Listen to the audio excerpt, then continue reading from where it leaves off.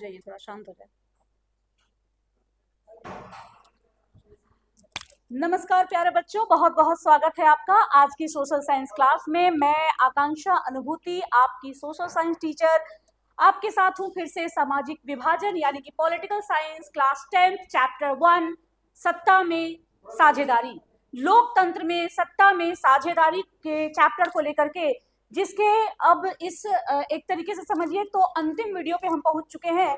आज इस चैप्टर को हम पूरा करने का प्रयास करेंगे। बहुत जरा से टॉपिक बचे हुए हैं, ठीक है। तो बच्चों, ये जो आप देख रहे हैं सामने, थोड़ा सा मैं आपको रिकैप दे दूं। हमने किस तरीके से श्रीलंका और बेल्जियम के केस को पढ़ा, कैसे हमने ये जाना कि लोकतंत्र के की शासन व्यवस्था में सत्ता की साझेदारी कितनी आवश्यक है, और इसके न होने से गृह युद्ध जैसी विकट स्थिति आ सकती है, और अगर ये हो तो बेल्जियम जैसा एक शांतिपूर्ण, एक व्यवस्थित देश भी बनाया जा सकता है, ठीक है।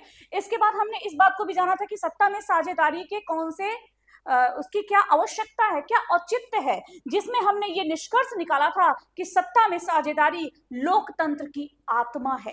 जी हाँ बच्चों, सत्ता में साझेदारी लोकतंत्र की आत्मा का एक महत्वपूर्ण तत्व है, महत्वपूर्ण ऐसा कहो कि घटक है, ठीक है। इसके बाद हमने ये जाना था कि सत्ता में साझेदारी के कौन कौन से प्रकार होते हैं, जिसमें हमने 4 प्रकार जाने थे। मैं रिकॉल दे रही हूँ आपको, क्विक सा रिकॉल है, जिसमें हमने देखा था क्षैतिज तरीके से यानी कि हॉरिजॉन्टल, फिर हमने देखा था वर्टिकल। हॉरिजॉन्टल में हमने विधायिका, कार्यपालिका और न्यायपालिका की चीजें देखी थी। फिर हमने वर्टिकल में केंद्र सरकार, राज्य सरकार और स्थानीय स्वशासन के एग्जाम्पल्स देखे थे।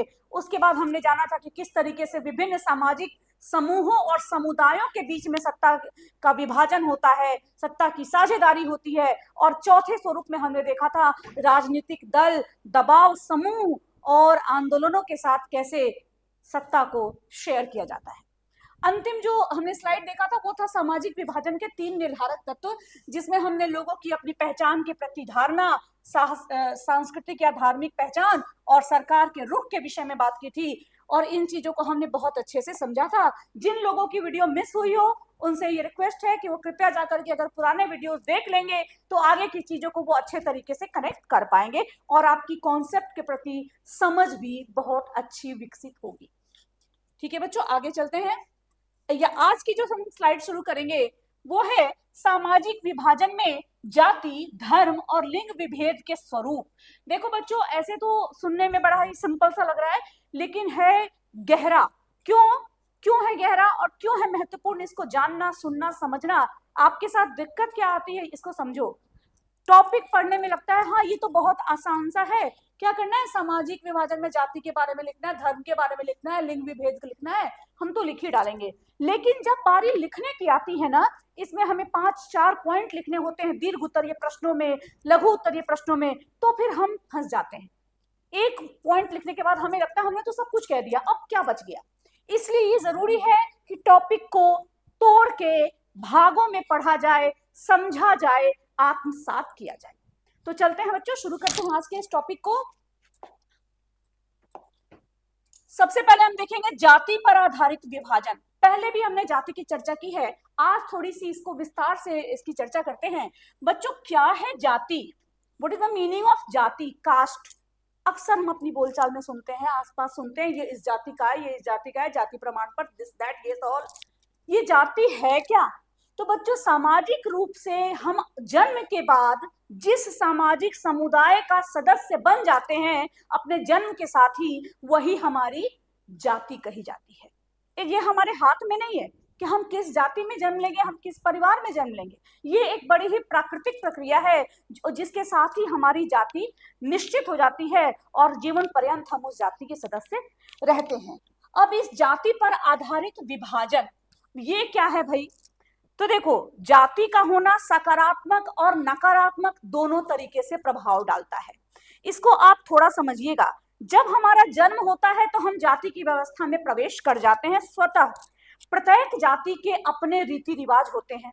आपका भी परिवार है, उसकी अपनी परंपरा है, अपनी रीति है, अपने रिवाज हैं। इतना ही नहीं, आप देखोगे कि हम कुछ जातियों के तो परंपरागत व्यवसाय भी होते हैं, है ना। जैसे कि आप अपने आसपास देखिए, जो आपको हेल्प करते हैं, जो लोग आपकी मदद के लिए, हमारे समाज में कुछ समुदाय बनाए गए हैं, आप देखिए उनकी भी एक परंपरागत उनकी एक जाति है जिसके अनुसार उनका पेशा, उनका व्यवसाय निश्चित होता है ना। जब मैं ये कह रही हूं तो आपके दिमाग में बहुत सारी चीजें आ रही होंगी, चाहे हम अपने कपड़े धुलवाने के लिए किसी विशेष समुदाय को धन्यवाद दें, चाहे हम अपने बालों को कटवाने के लिए, चाहे हम अपने रंग रूप को संवारने के लिए, सही रखने के लिए, सहज रखने के लिए किसी विशेष व्यवसाय पर हम निर्भर रहते हैं, है ना। तो ये जाति की व्यवस्था हमारे समाज में, हमारे ही समाज में क्या, भारत के साथ साथ विश्व के कई देशों में, मतलब लगभग सभी देशों में ये जातिगत व्यवस्था एक बनी हुई है। लेकिन जाति होना बुरी चीज नहीं है, ये तो हमारा समुदाय, हमारी एकता का भी, हमारी सामुदायिक एकता का भी प्रतीक होता है। कई मामलों में हमारे राष्ट्र की व्यवस्था को भी एक स्थान देता है। लेकिन यह नकारात्मक कब हो जाता है, जब इसके कारण हमारे समाज में विभाजन होना शुरू होता है। आप जानते हो कि भारतीय समाज में एक पारंपरिक व्यवस्था बनी हुई है शुरू से ही।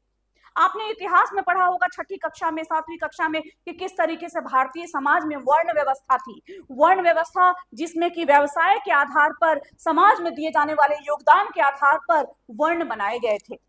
और बाद में यही व्यवस्था जैसे जैसे जन्म आधारित होती गई, वैसे वैसे जन्म से बना शब्द जाति, और यह व्यवस्था जाति आधारित होती गई। हमारे समाज में जातियों को ऊंचे और नीचे क्रम में रखा गया है। बहुत ही ये दुर्भाग्यपूर्ण है कि हमारे समाज में भेदभाव करते हुए, जातिगत असमानता को अपनाते हुए किसी जाति को ऊंचे स्थान पर और किसी जाति को नीचे स्थान पर हमारी परंपरागत व्यवस्था में रखा गया था।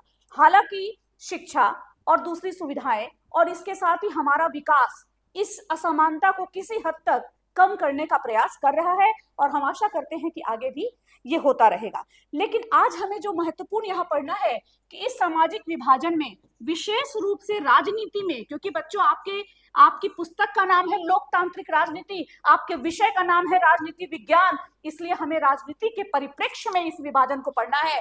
तो आखिर राजनीति में यह जाति क्या रोल प्ले करती है, इसको हम दो तरीके से देखेंगे, कंफ्यूज मत होइएगा। राजनीति में जाति, और फिर हम देखेंगे जाति में राजनीति, दोनों बारी बारी से समझेंगे, कंफ्यूजन नहीं होगी। ध्यान से सुनिए, जहां दिक्कत हो पॉज कीजिए, सोचिए, फिर सुनिए। अब देखो, राजनीति में जो जातियां है ना, इसका कैसे असर पड़ता है। तो हमारे समाज में अलग अलग जातियां हैं। अब ये राजनीति क्या है, राजनीति वह है जिसके अनुसार राजनीतिक दल बनते हैं, चुनाव लड़े जाते हैं, हमारे मुद्दे उठाए जाते हैं और चुनाव जीत करके सरकारें बनाई जाती हैं। वह सरकार जो हमारे लिए नीति बनाती है, हमारे लिए निर्णय लेती है और हमारे देश की व्यवस्था को, हमारे जीवन को सुविधाजनक तरीके से, अवसरपूर्ण तरीके से चलाने में मदद करती है ना, कि हमें अवसर मिल सके, हम अपने जीवन में विकास कर सकें, हम एक अच्छा संयोजित सुनियोजित जीवन जी सके।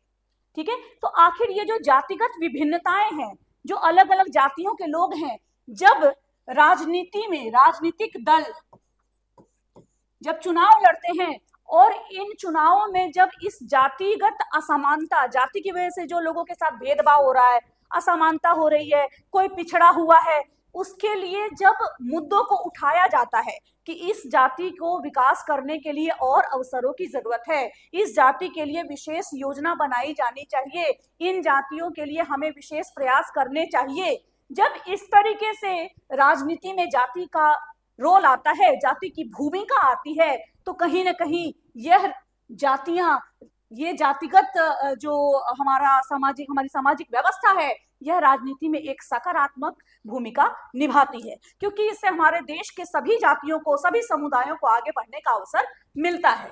ये तो हुआ इसका सकारात्मक। लेकिन बच्चों, क्या सिर्फ सकारात्मक है? नहीं, यह नकारात्मक भी है। कैसे? अगर इस जाति के आधार पर समाज में भेदभाव, असमानता, लड़ाइयां, परेशानियां, एक दूसरे को नीचे दिखाने की भावना ये बल पकड़ने लगती है, तब जाति व्यवस्था का हमें नकारात्मक परिणाम भी देखने को मिलता है, जो आखिर में बनता है क्या?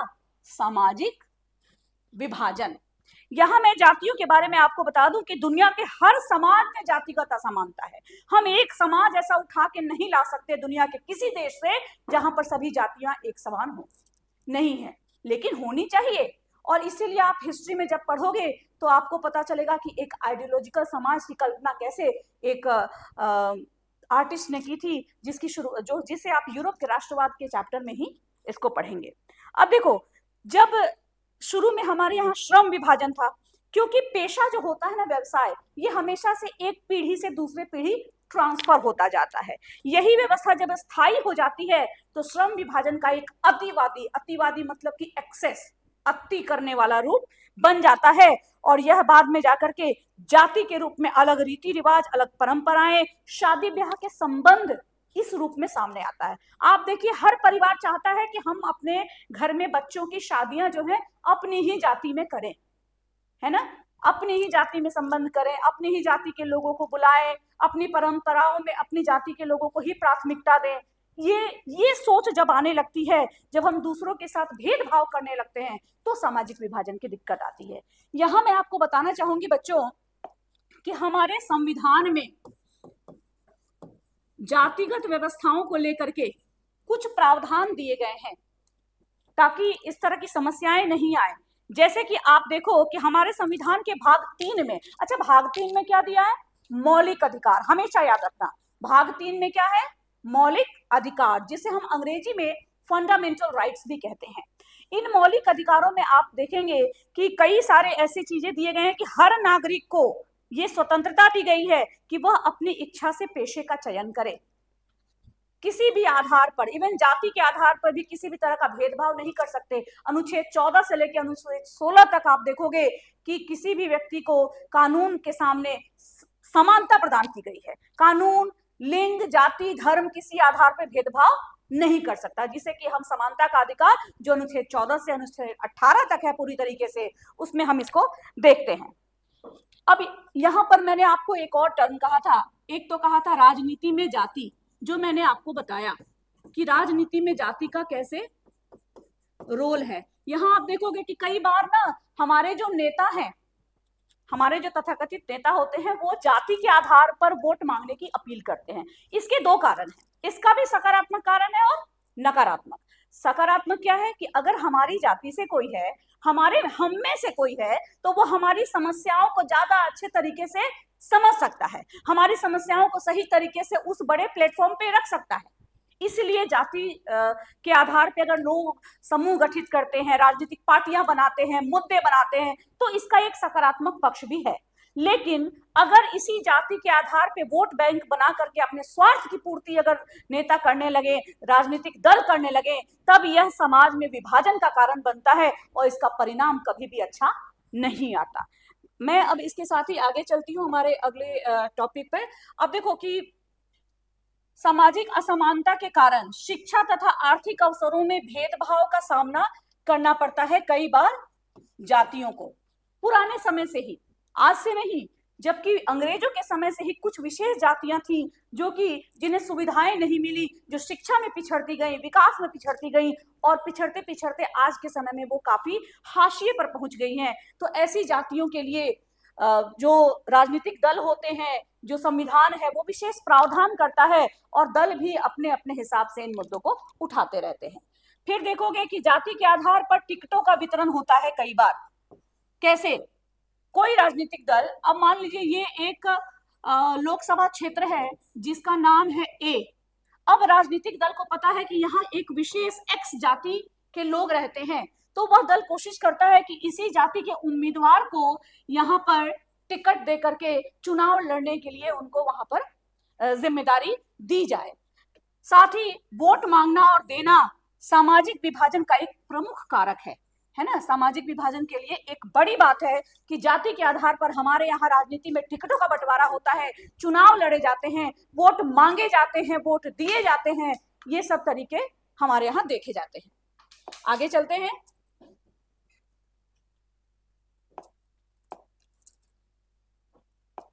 अब देखो, दूसरा है धर्म आधारित विभाजन, बहुत ही महत्वपूर्ण। अच्छा, धर्म क्या होता है? क्या है धर्म? देखो, धर्म का अगर शाब्दिक अर्थ कहूं तो जिसे हम धारण करते हैं वो धर्म है। यानी जो हमें करना चाहिए, उचित और अनुचित की जो परिभाषा है, इसमें जब हम किसी उचित कार्य को करने का निश्चय करते हैं, उसे अपनाते हैं अपने व्यवहार में, वही धर्म है। लेकिन यहाँ पर जब हम धर्म की बात करते हैं इस परिप्रेक्ष्य में, तो यह धर्म हो जाता है कहीं ना कहीं हमारे आस्था का कारक बन जाता है। जब हम किसी उस परम शक्ति को, यानी कि अपने ईश्वर को, अपने अल्लाह को, अपने खुदा को, अपने गॉड को, अपने गुरु को याद करते हैं, तो उसको याद करने की परंपरा का जो तरीका है उसे धर्म से और उसकी मान्यताओं को धार्मिक मान्यताओं से जोड़ा जाता है। यहाँ हम उसी धर्म की बात कर रहे हैं जिसे हम संवैधानिक भाषा में कहें तो पंथ भी कह सकते हैं। अभी हम आगे इस पंथ की चर्चा करेंगे। देखो बच्चों, यहाँ पर शब्द आता है सांप्रदायिकता। जब धर्म को राजनीति का आधार बनाया जाता है तो इससे तनाव और संघर्ष पैदा होता है। एक और नया शब्द आपने मिला, सांप्रदायिकता। तो चलिए इस धर्म और सांप्रदायिकता को पहले बहुत अच्छे से समझ लेते हैं। इसको समझिए कि जब ये जो धर्म है, मान लीजिए कि जाति, ऐसे समझो, यस, जब हम, मान लो मैं हिंदू धर्म का पालन करती हूँ, मैं ईश्वर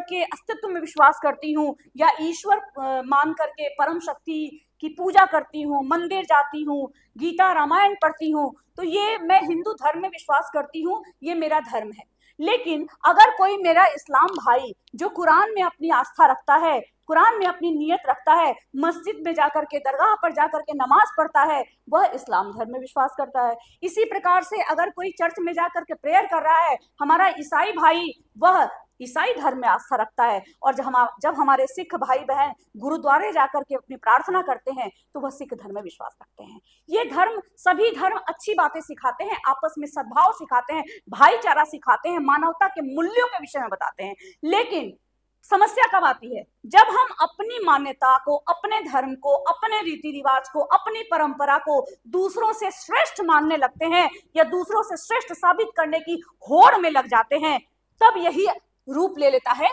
सांप्रदायिकता का। जब यहीं पर जब धर्म को राजनीति का आधार बना लिया जाता है, यानी कि राजनीति में जो वोट मांगना देना, चुनाव प्रचार करना, इस तरह की चीजें जब धर्म के आधार पे होने लगती हैं तो यह सांप्रदायिकता बनता जाता है। और यही सांप्रदायिकता जब अपने चरम पर पहुंचती है तो एक धर्म का इंसान दूसरे धर्म के व्यक्ति को अपना दुश्मन मानने लगता है। बच्चों, अगर हम अपने ही घर में एक दूसरे को दुश्मन मानने लगे तो क्या हमारे घर का माहौल शांतिपूर्ण रहेगा? क्या हमारा घर विकास कर पाएगा? क्या हमारे घर में कभी कोई मंगल कार्य सही से हो पाएगा? हमारे मन में तो द्वेष पलेगा। हम तो एक दूसरे के प्रति द्वेष रखेंगे, वैर रखेंगे, एक दूसरे को नीचा दिखाने की भावना रखेंगे। यहीं पर धर्म और सांप्रदायिकता का मतलब आपको समझना होगा और उससे निपटना है। सांप्रदायिकता देखा जाए तो वह विचारधारा है जिसमें लोग अपने धर्म, अपनी जाति, अपने समुदाय को दूसरों से श्रेष्ठ मानते हैं और उनके साथ भेदभाव करना शुरू करते हैं। यहाँ पर आप देखोगे कि धार्मिक समुदाय एक दूसरे के प्रति रूढ़ियां और पूर्वाग्रह रखते हैं। कहीं ना कहीं एक धार्मिक समुदाय दूसरे से दूर दूर रहता है, दोस्ती नहीं करेगा, साथ बैठ के खाएगा नहीं, एक साथ एक दूसरे के साथ मिलजुल करके किसी खुशी को नहीं मनाएगा। हालांकि बहुत सारे ऐसे लोग भी हैं जो उदारवादी हैं, लेकिन फिर भी यह धार्मिक कट्टरता अभी भी हमारे समाज में बनी रहती है और यही सामाजिक विभाजन का बड़ा कारण बनती है। अब यहाँ देखो, राजनीतिक लामबंदी, ये क्या है? तो जब नेता वोट पाने के लिए धर्म का उपयोग करते हैं जिससे सामाजिक विभाजन और गहरा होता है। जब हमारे नेता, जिनका कार्य लोकतंत्र को संभालना है, पूरे देश की जनता को एक साथ लेके चलना है, वह धर्म के आधार पर लोगों को बांट करके और उनसे वोट लेने की उम्मीद करने लगते हैं, उस तरीके की साजिशें करने लगते हैं कि लोग धर्म के आधार पर एक दूसरे से बट जाएं, एक दूसरे को दुश्मन समझें। अगर मैं किसी खास धर्म की हूं तो दूसरे धर्म के नेता को मैं अपना प्रतिनिधि मानने को तैयार नहीं हूं। जब ये भावना राजनीतिक दल हमारे मनों में बो देते हैं, तब जाके धर्म पर सामाजिक विभाजन और एक बड़ा खतरा बन जाता है, जिससे बचाने के लिए हमारे संविधान में कई प्रावधान हैं। अभी जब हम धर्मनिरपेक्षता के टॉपिक पर जाएंगे एक दो स्लाइड के बाद, तो उसके बारे में भी डिटेल से पढ़ेंगे। फिलहाल आगे चलते हैं।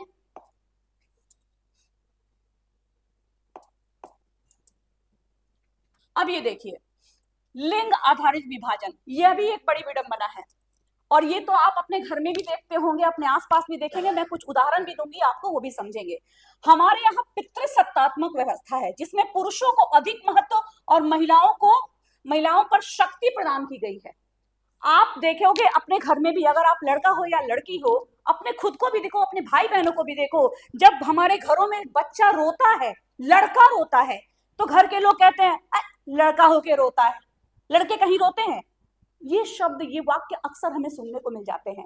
अगर मेले में जाकर के कोई बच्चा, कोई लड़का गुड़िया उठाता है, खरीदता है, बोलता है कि मुझे इससे खेलना है, उसे डांटा जाता है कि लड़के कहीं गुड़िया से खेलते हैं।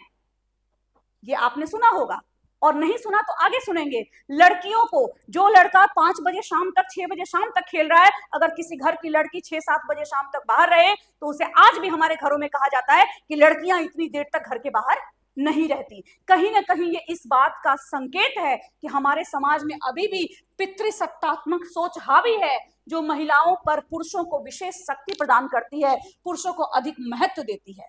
दूसरा देखोगे, श्रम का लैंगिक विभाजन। मेहनत तो मेहनत है भाई। आपने कभी खेल खेला होगा, आज से 50 साल पहले, या 50 साल क्या, 10-15 साल पहले की बात मान लो, क्रिकेट में महिलाओं का वो स्थान नहीं था, है ना। क्रिकेट को आमतौर पे लड़कों का खेल माना जाता था, आज से 20-25 साल पहले, कुछ दशक पहले चले जाएं तो, क्योंकि माना जाता कि लड़कियों के लिए क्या है, खो खो है, लड़कियां इंडोर गेम खेलें, बाहरी खेल ना खेलें। लेकिन आप देखिए कि लड़कियों ने अपने श्रम से क्रिकेट में कीर्तिमान स्थापित किया, हमारे लिए विश्व विजेता बन के आई हैं हमारी लड़कियां।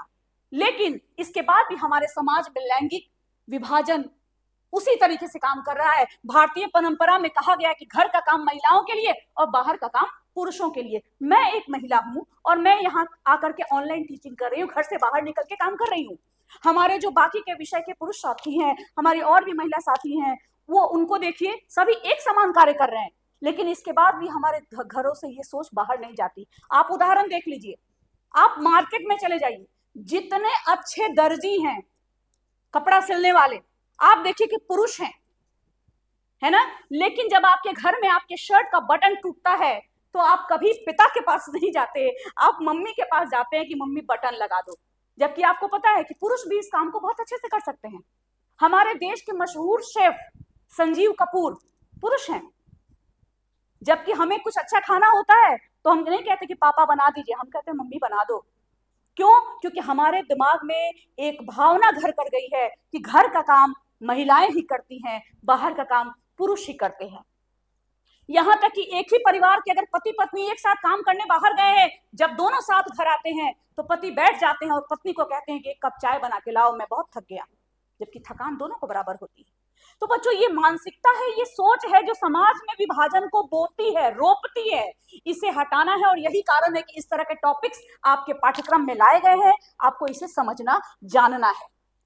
यहाँ भी समानता का अभाव है। महिलाओं के लिए समान अधिकार, अवसर की समानता और निर्णय की भागीदारी में सैद्धांतिक रूप से देखोगे तो बहुत सारे प्रावधान है, हमारे संविधान में भी प्रावधान है। आप देखिए कि हमारे संविधान में मैं बात करूं तो अनुच्छेद 14 में समानता का अधिकार है, अनुच्छेद 15 कहता है कि भेदभाव नहीं कर सकते, अनुच्छेद 16 कहता है कि समान अवसर मिलना चाहिए महिलाओं को और पुरुषों को, अनुच्छेद 39 कहता है नीति निर्देशक कि समान वेतन और समान अवसर हमें उपलब्ध कराया जाना चाहिए, समान स्वास्थ्य शक्ति की सुरक्षा देनी चाहिए। अनुच्छेद 51A कहता है कि महिलाओं के खिलाफ जो प्रथाएं हैं उनका त्याग करना चाहिए, पूरे समाज को, राज्य को इस स्तर पे नीतियां बनानी चाहिए। लेकिन ये सब सिद्धांत में है, व्यवहार में उस स्तर पर नहीं आया है जिस पे आ सकता है। और इसे कौन लाएगा? हम और आप जैसे लोग, अपनी सोच से, अपने व्यवहार से, अपने कार्य से। ठीक है बच्चों, मेरे ख्याल से लैंगिक विभाजन आपको अच्छे से समझ में आ गया होगा। इसकी बातें जब मैं कह रही हूँ तो बहुत सारी बातें आपके मन में अंदर से भी उमड़ रही होंगी, तो मुझे अच्छा लगेगा आप कमेंट में लिखें या अपने साथियों के साथ इसकी चर्चा करें, अपने आंसर्स में उस तरह की बातों को शामिल करें जब भी लैंगिक विभाजन के संबंधित प्रश्न पूछे जाए। तो आगे चलते हैं अगले स्लाइड में। अब देखिए बच्चों, ये है भारत में धर्मनिरपेक्षता। अभी मैंने कुछ देर पहले आपसे कहा था कि धर्मनिरपेक्षता का टॉपिक हमारे पास आएगा, तो हम इसको डिटेल में पढ़ेंगे। अच्छा, ये धर्मनिरपेक्षता क्या है पहले इसको जान लीजिए। हमारे संविधान की प्रस्तावना में पंथ निरपेक्ष शब्द का प्रयोग किया गया। मैंने अभी कुछ देर पहले कहा था कि धर्म वास्तव में है पंथ। आम बोलचाल की भाषा में हम धर्म कहते हैं, लेकिन है ये पंथ निरपेक्ष। भारतीय संविधान ने सांप्रदायिकता से निपटने के लिए भारत को एक धर्मनिरपेक्ष राज्य बनाया है। क्या है ये धर्मनिरपेक्ष? धर्म और निरपेक्ष, जब हम निरपेक्ष शब्द का प्रयोग करते हैं इसका मतलब इससे हम अलग हैं। तो धर्मनिरपेक्षता का अर्थ है कि राज्य का कोई आधिकारिक धर्म नहीं होगा। आप विश्व का विश्व पटल पे उठा के देखिए, ऐसे बहुत सारे देश हैं जिनके राष्ट्रीय धर्म है।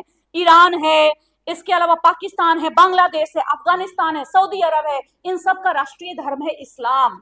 वहीं हम बात करें श्रीलंका, थाईलैंड की, तो भूटान की, तो वहां का जो राष्ट्रीय धर्म है वो बौद्ध धर्म है। यूके की बात करें, United kingdom of great Britain की बात करें, तो इसका जो राष्ट्रीय धर्म है वह ईसाई धर्म है। लेकिन हमारे देश का, हमारे भारत का कोई राष्ट्रीय धर्म नहीं रखा गया है। कारण क्या है? क्योंकि भारत को हमने धर्मनिरपेक्ष राज्य घोषित किया है। इसके बारे में संविधान में कुछ प्रावधान है, एक एक करके मैं उसकी चर्चा करती हूँ। आप इसको नोट करना चाहें नोट कर लीजिए, स्क्रीनशॉट लेना चाहें आप ले सकते हैं स्लाइड का, आप चाहेंगे तो आपको नोट्स भी प्रोवाइड कराए जाएंगे। ये प्रश्न बहुत आता है, बहुत लोकप्रिय प्रश्न है और महत्वपूर्ण प्रश्न है, इसलिए उसको आप ध्यान से सुनिएगा। सबसे पहले तो हमारे संविधान में हमारी प्रस्तावना, जो कि आप रोज सुबह असेंबली के समय पढ़ते हैं, अक्सर पढ़ते होंगे, आपको तो ज्यादातर लोगों को याद भी होगा। प्रस्तावना की जो शुरुआत की लाइन है, जिसमें हम भारत के लोग भारत को एक संपूर्ण प्रभुत्व संपन्न समाजवादी पंथ निरपेक्ष लोकतांत्रिक गणराज्य, यहां आपको शब्द मिलता है पंथ निरपेक्ष। यह शब्द बच्चों पहले नहीं था, लेकिन 1976 में हमारे संविधान में 42वें संशोधन के द्वारा इस शब्द को जोड़ा गया। कारण क्या था? कारण यह था कि संवैधानिक रूप से हम अपने देश को धर्मनिरपेक्ष घोषित करें और हमारे समाज में, हमारे देश में सभी पंथ के लोगों को, सभी धर्मों के लोगों को स्वतंत्रता के साथ अपने जीवन को सही तरीके से जीने का अवसर मिल सके, सामाजिक, कानूनी, नैतिक रूप से। यहां आप देखोगे कि प्रस्तावना के बाद अनुच्छेद 14 से लेकर अनुच्छेद 16 तक सभी लोगों को कानून की समानता दी गई है, यानी सभी धर्म के लोग कानून के सामने एक समान हैं, उनके बीच कानून किसी प्रकार का कोई भेदभाव नहीं कर सकता। फिर अनुच्छेद 25 से 28 तक धार्मिक स्वतंत्रता का अधिकार हमारे संविधान के भाग 3 में दिया गया है। अनुच्छेद 25 में लिखा है कि किसी भी धर्म को मानने, पालने और प्रचार करने के लिए स्वतंत्रता हर व्यक्ति को, हर नागरिक को दी गई है। हम अपनी इच्छा से किसी भी धर्म को मान सकते हैं, उसका पालन कर सकते हैं और उसका प्रचार प्रसार भी कर सकते हैं। अनुच्छेद 26 में धार्मिक संस्थाओं का प्रतिबंध करने का, धार्मिक संस्थाओं का प्रबंध करने का अधिकार भी दिया गया है। अनुच्छेद 27 की बात करूं तो किसी विशेष धर्म के प्रचार के लिए किसी को मजबूर नहीं किया जा सकता। अगर मैं हिंदू धर्म से हूं तो मुझे ये मजबूर नहीं किया जा सकता कि मैं हिंदू धर्म का प्रचार जाकर करूं। ये मेरी आस्था, मेरी इच्छा, मेरी सुविधा, मेरी स्वतंत्रता पर निर्भर करता है। अनुच्छेद 28 में सरकारी शिक्षा संस्थानों में धार्मिक शिक्षा पर पूरे तरीके से प्रतिबंध लगाया गया है। आप देख रहे हो बच्चों कि हमारे संविधान में ऐसे प्रावधान किए गए हैं जो भारत को एक धर्मनिरपेक्ष राज्य घोषित करता है, धर्मनिरपेक्ष देश घोषित करता है। मैंने अभी राज्य कहा, किसी क्लास में आपको बताऊंगी कि मैंने राज्य क्यों कहा, राज्य की परिभाषा क्या होती है, किसी समय मैं आपको यह भी बताऊंगी। भारत एक धर्मनिरपेक्ष राज्य है, धर्मनिरपेक्ष देश है।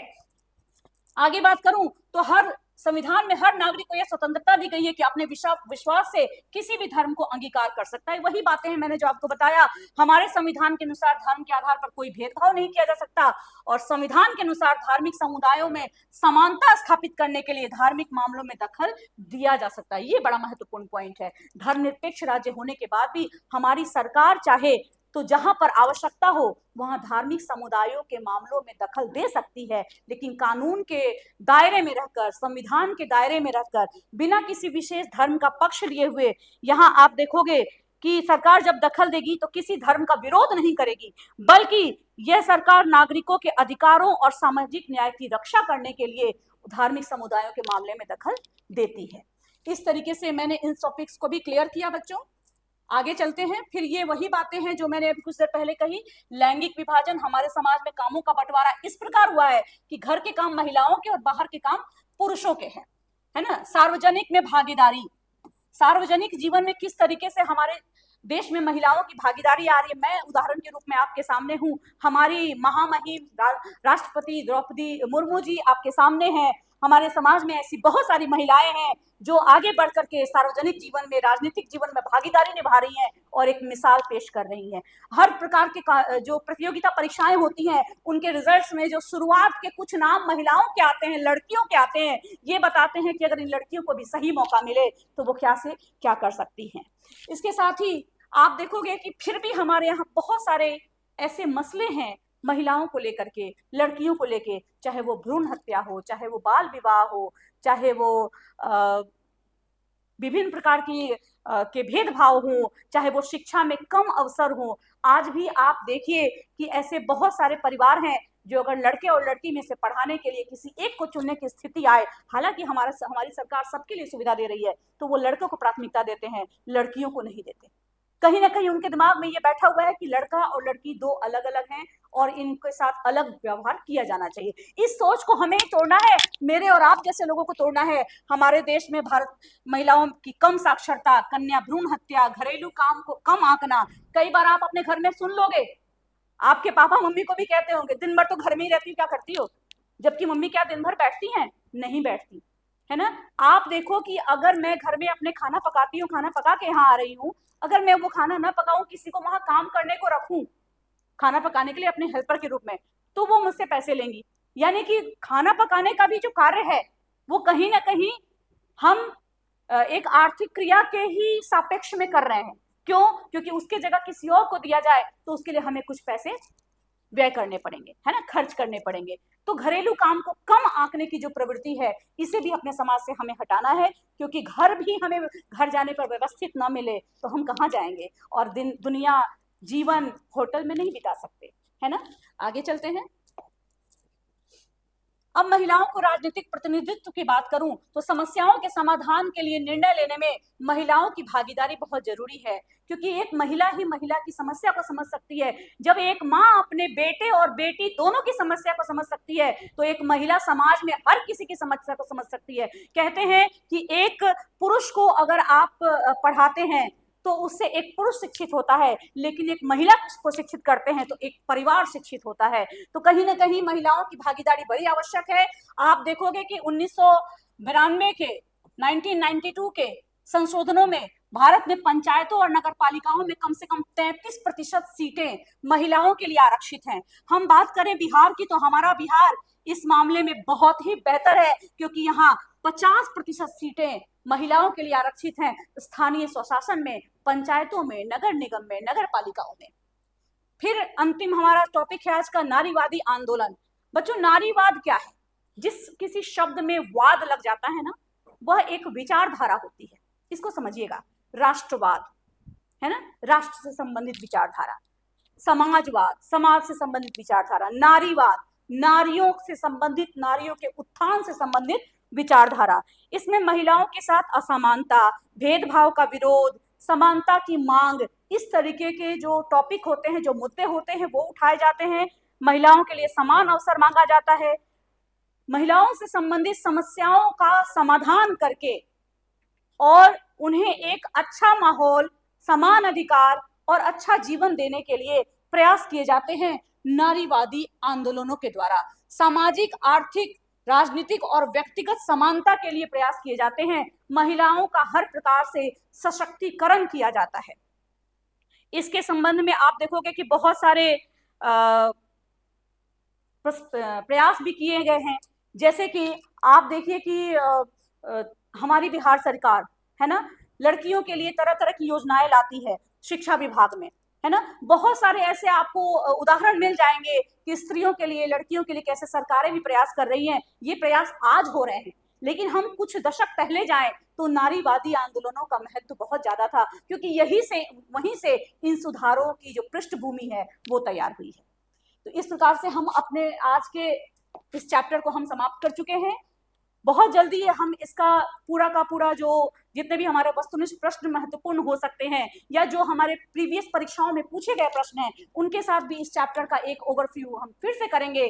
तब तक के लिए मुझे बहुत विश्वास है कि आप बहुत अच्छे से पढ़ रहे हैं, आपकी तैयारी बहुत अच्छी चल रही है, गर्मी की छुट्टियों की तैयारी भी चल रही है। लेकिन ध्यान रखिए, ये आपके करियर का बेस है और मेरी उम्मीद है, मेरी ये आशा है कि मेरे सारे बच्चे, मेरे सारे स्टूडेंट्स समाज के इस सशक्त, जागरूक और बेहतरीन नागरिक बन के उभरेंगे। पढ़ते रहिए, बढ़ते रहिए। धन्यवाद।